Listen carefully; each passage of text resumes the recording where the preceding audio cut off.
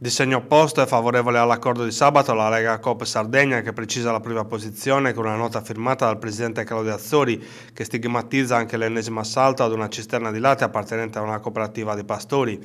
Chi oggi vuole affossare l'accordo di sabato sono coloro che hanno interesse che ci sia la categoria dei pastori contrapposta ai trasformatori.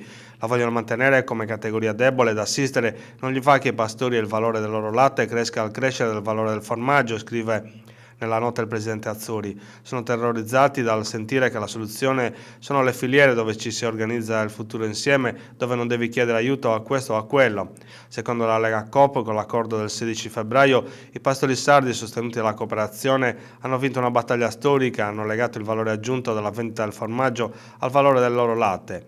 Non ci sarà più chi si arricchisce col formaggio impoverendo il latte, scrive il dirigente della Lega Coop.